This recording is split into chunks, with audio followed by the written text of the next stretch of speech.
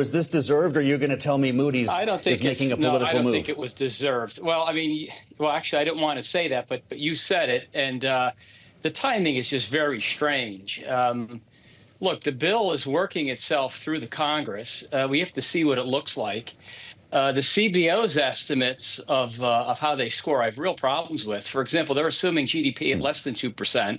I don't know what Moody's is assuming, but when you have 100% debt to GDP, as Secretary Bessent has mentioned, that is not unusual in the world we're in, especially coming after a period of very low rates. You had negative rates and zero rates for much of the industrialized world. So here you are, you're downgrading the country that has the reserve currency, you're downgrading the country that's growing the fastest of any industrialized countries, and you're also downgrading the country that has the best productivity per capita of any country. So to do this, I'm completely nonplussed by it. It doesn't make any sense. And to do it on a Friday before even seeing a bill, which I think will actually potentially, I'm an optimist, do some good stuff on the spending and certainly raise revenues. I mean, I just don't understand how, and I'm guessing this is behind Moody's analysis. I don't know because I've not seen it yet. But I mean, when you assume that an expiring of a tax package that's been in place for 7.5 years is somehow going to add to the deficit, that just doesn't that's fundamentally wrong, in my opinion. It's just very poor forecasting. So you have a big problem with what Moody's did. Well, I'll give you some of Moody's reasoning, Joe, and I'm reading here directly from the statement. They say over the next decade, we expect larger deficits as entitlement spending rises while government revenue remains broadly flat. They say, in turn, that leads to large fiscal deficits, driving the debt and interest burden higher. What part of that thinking do they have wrong here? Well, is it the revenue side or entitlement spending going up? Because is that not the trajectory? No, the trajectory, well, if you look at the CBO scoring, it's actually beyond the next 10 years where Medicaid are driving it. It's actually more so than Social Security. But that's way far out. I mean, the revenue share of GDP has been above its historical average. We've recently had a really excessive spending.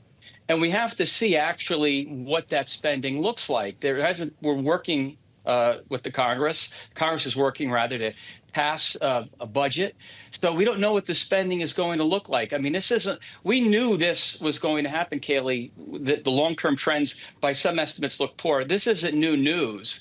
So why would you do it now without even knowing what the budget looks like? And by the way, 10-year yields were recently under 4%, and they've risen up into the 445, 450 range because we've taken recession risk off and the U.S. economy looks healthy. So and term premium, by the way, which is higher, is still lower than where it was in January. So again, without going into all the details that Moody's came up with, their assumptions to me, I don't agree with. I don't agree with them.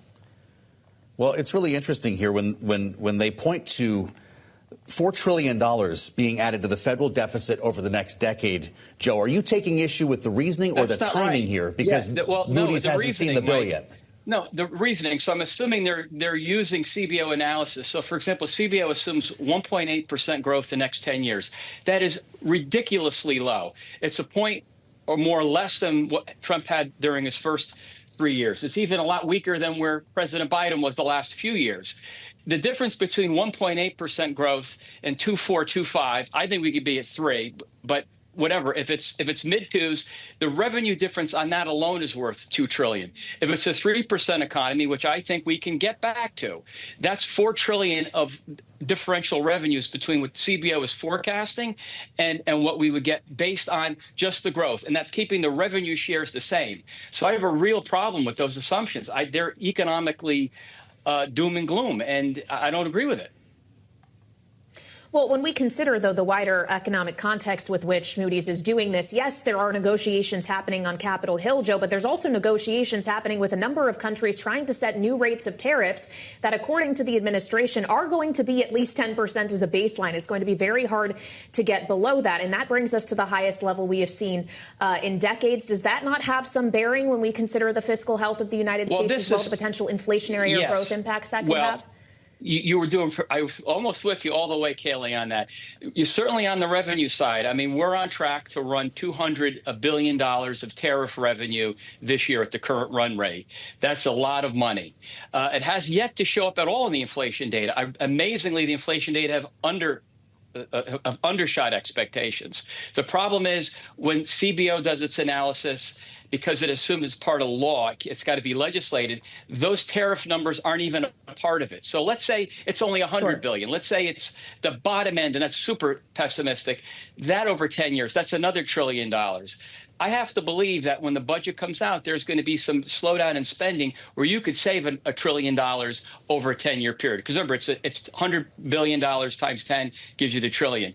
So the tariff revenues aren't even going to be part of this scoring, and they should, given how much revenues we're already raising.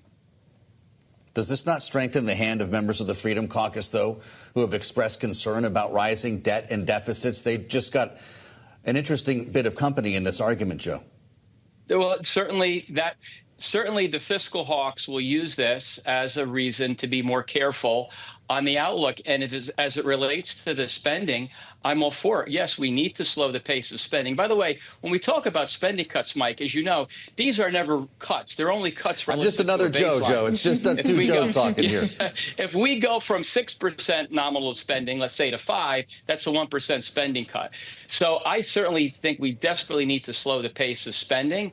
But again, because a lot of those deficit projections long term are on the revenue side, they're assuming way too pessimistic growth. They're assuming that if we have massive tax increases next year, the largest ever, that's going to raise revenue. It won't work that way. But certainly on the spending side, there's room to cut, no question, or slow the spending anyway.